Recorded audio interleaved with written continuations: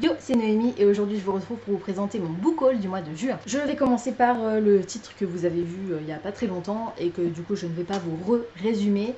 J'ai reçu dans la 1001 livres box de juin Cogito de Victor Dixon aux éditions Robert Laffont collection R. Voilà, donc c'était une box consacrée spécialement à l'auteur et voilà. J'ai jamais lu Phobos, j'ai en fait rien lu jusqu'à présent de Victor Dixon, mais ce titre est vraiment très très beau, la mise en page est extrêmement originale, je vous l'ai montré dans mon unboxing, donc je vais pas revenir dessus, je vais pas non plus m'attarder, voilà, j'ai trop hâte de le découvrir. Ensuite, je suis allée faire un petit tour en librairie puisque j'avais décidé que j'allais acheter au moins une fois par mois, enfin au moins un livre qui faisait partie de ma wishlist par mois, de ma wishlist du mois. Vous voyez ce que je veux dire? En juin, j'achète au moins une sortie de juin qui m'intéressait. En juillet, j'achèterai au moins une sortie de juillet qui m'intéressait. Vous voyez ce que je veux dire un petit peu? Bon. Il est probable que parfois je n'ai pas à le faire, puisque en général, la 1001 livre box tombe sur des... Enfin, en général non, mais parfois, la 1001 livre box tombe sur des titres que j'ai envie de lire. Donc, ça tombe bien. Là, c'est pas le cas. En juillet, il n'y aura pas de box, et en août, ce sera pas le cas non plus. Donc, voilà. Bref, revenons-en à nos moutons. J'ai choisi du coup en librairie Wicked de Gregory Maguire, c'est chez Brajlon. Et en fait, Brajlon, tous les ans, édite 10 romans qui ont 10 ans chez eux pour 10 euros. Donc ça veut dire que ce roman est paru la première fois chez Brajlon en 2009 et voilà. Donc ils le refont à 10 euros. C'est vraiment une opération hyper intéressante. Il y a par exemple l'intégrale des Lames du Cardinal de Pierre Pével qui est à 10 euros en ce moment chez Brajlon. Alors c'est pas la même édition que moi, hein, ce sera pas la sublime édition comme ça, cuir relié, etc. C'est une édition paperback, mais vous avez l'intégrale. Et j'ai eu droit à un petit marque-page Stranger Things d'ailleurs que je n'ai pas laissé là-dedans. Voilà, donc j'ai trop hâte de découvrir cette histoire. C'est la véritable histoire de la méchante sorcière de l'Ouest du magicien d'Oz. Voilà, je vais y arriver.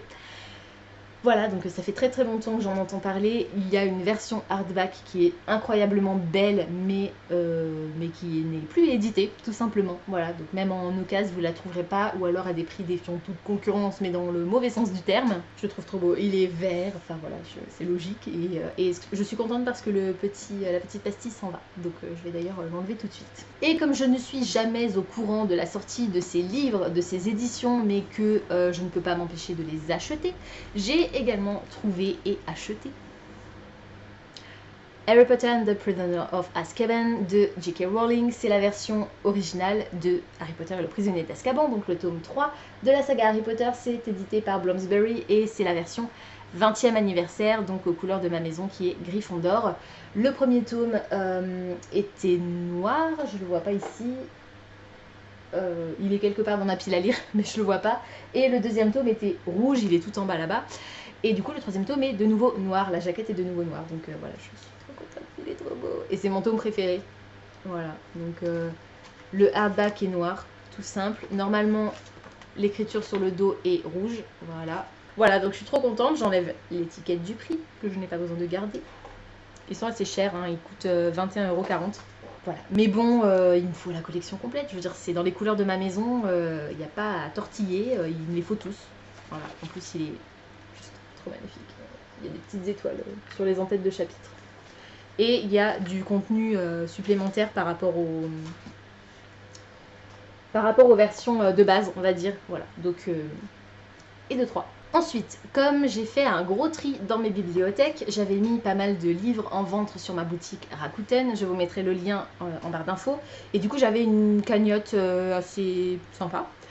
J'ai donc fait une commande chez Gilbert Joseph de livres d'occasion. À cette occasion, justement, j'ai acheté le tome 3 de Arte de Kei Okubo chez Komiku. C'est un tome que j'ai déjà lu et qui du coup va rejoindre directement ma bibliothèque et ça fait plaisir.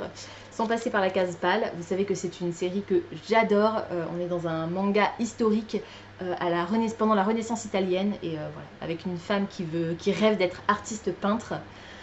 C'est génial. J'ai également acheté le premier tome de Père et Fils de Mi Tagawa aux éditions Kiyun. Celui-ci aussi, il est déjà lu, donc pareil, direct dans ma bibliothèque sans passer par la case pâle. Et là, le titre a tout dit.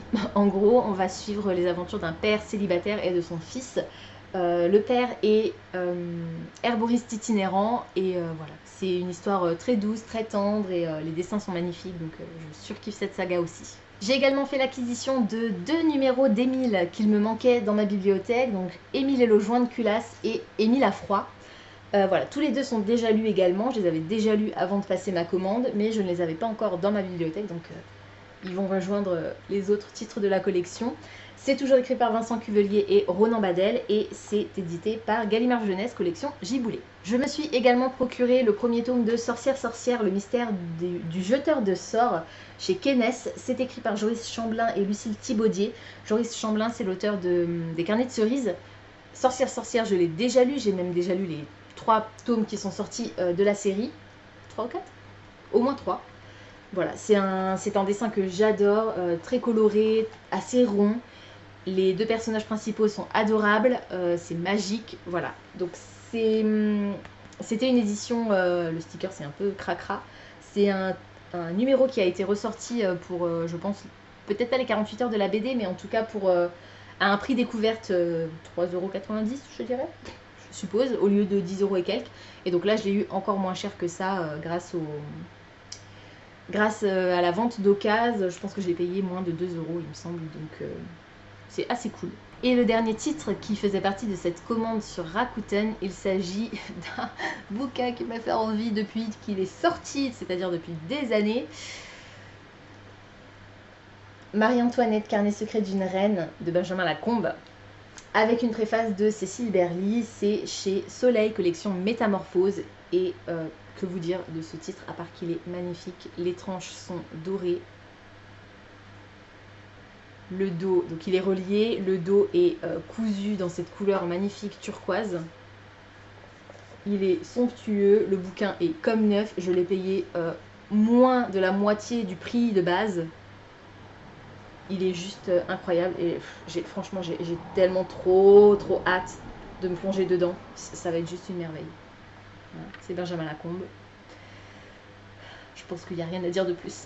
Et les derniers titres que je vais vous présenter dans ce book haul sont issus d'une commande France Loisirs qui n'était pas prévue puisque j'avais déjà fait ma commande trimestrielle, pardon.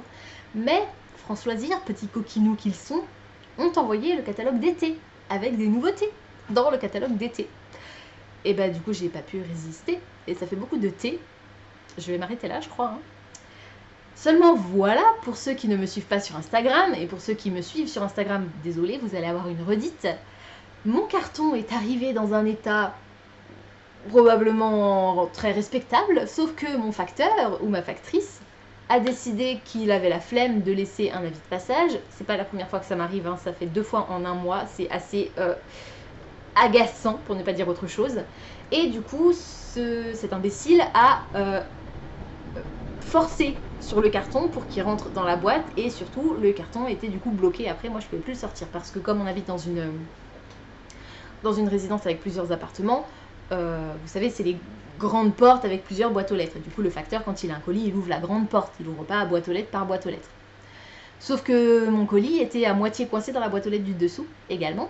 Donc un voisin charitable qui passait par là m'a filé un coup de main et il a réussi tant bien que mal à sortir mon carton de la boîte, sauf que dans la manœuvre, le carton était complètement défoncé, déchiré et à cause du bourrage du facteur, il y avait un des titres qui était abîmé. Du coup, je vais commencer par celui-ci. Donc le titre qui est arrivé abîmé, c'est Simon Thorne et le sceptre du roi animal de Aimé Carter. C'est un tome 1. C'est du fantastique pour la jeunesse et je vais vous montrer en fait pourquoi il est arrivé un peu abîmé. Je sais pas si vous allez bien voir. Si, vous allez voir. Voilà, la couverture est cornée, les pages sont cornées. Il est arrivé dans cet état.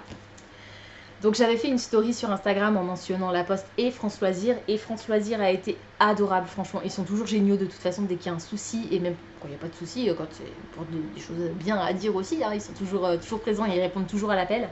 Et là, ils ont été super efficaces. Ça s'est passé lundi.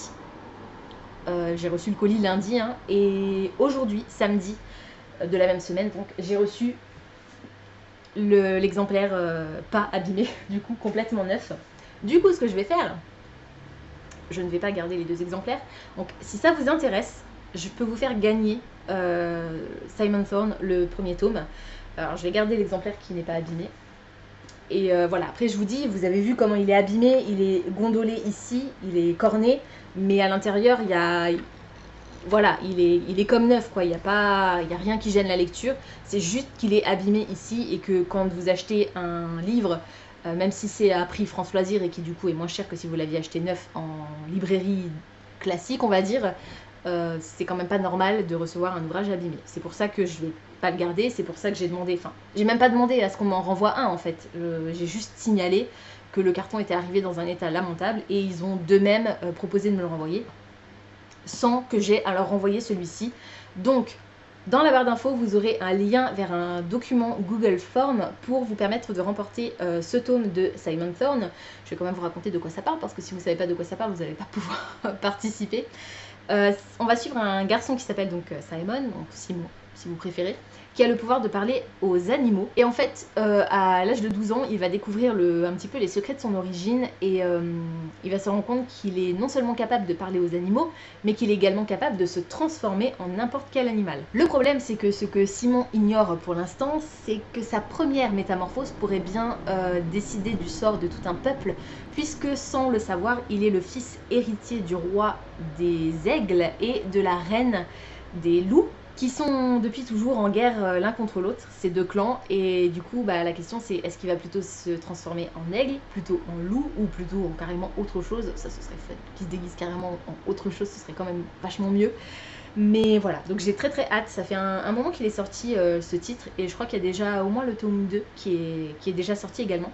Donc si ce titre vous intéresse, n'hésitez pas à participer au concours, voilà, ça me fait plaisir de vous l'offrir, même si ça m'aurait fait encore plus plaisir de ne pas vous l'offrir, puisque ça aurait voulu dire que j'aurais pas eu toutes ces péripéties avec mon colis. Mais bon, passons, on va dire que c'est un mal pour un bien. Voilà, donc ça c'est la péripétie du colis voyageur mal arrivé, et comme je vous l'ai dit, France Loisirs sont très... Enfin, l'équipe de France Loisirs est très sympa et vraiment très super à l'écoute. Et en plus de mon exemplaire tout neuf de Simon Thorne, ils m'ont offert un bouquin que j'avais pas du tout demandé en fait, que j'ai eu en supplément. Alors je pense que c'est un titre qu'ils ont en stock et qu'ils ne vendent plus, mais qu'ils ont encore en stock. Vous savez, ça arrive parfois, voilà, vous avez encore des... ou bien des services presse. Là en l'occurrence, c'est pas un service presse, c'est une exclusivité France Loisirs, mais qui doit dater un petit peu, à mon avis. D'ailleurs, j'ai même pas regardé. Il date de 2016, c'est pour ça qu'ils m'ont mis celui-ci dedans. Il est un peu abîmé, celui-ci, mais bon, c'est un cadeau, je l'ai pas demandé, et c'est, je pense, pour s'excuser, même si c'est pas de leur faute, hein, c'est vraiment la faute de la poste qui a chié dans la colle, comme on dit, poliment. Voilà, donc c'est Lavina de Mary Marcus, donc chez France Loisirs, et je n'ai absolument aucune idée de ce dont ça parle. À la limite, j'ai peut-être presque même pas envie de savoir de quoi ça parle. Je pense que je vais juste le découvrir comme ça. Ça a l'air d'être un roman historique. On est en Louisiane en 1963. Voilà. J'ai pas envie d'en savoir plus. C'est tout. Louisiane 1963. J'ai jusqu'à présent, je crois, jamais lu de roman historique. Mais je pense que ouais, ça peut être sympa. Voilà, bref, je découvrirai ça et puis je vous en redirai des nouvelles une fois que je l'aurai lu, tout simplement. Et donc on va passer au reste de ma commande. Dans cette commande, il y avait le premier tome des détectives du Yorkshire de Julia Chapman, Rendez-vous avec le crime, toujours aux éditions France Loisirs, puisque c'était une commande France Loisirs.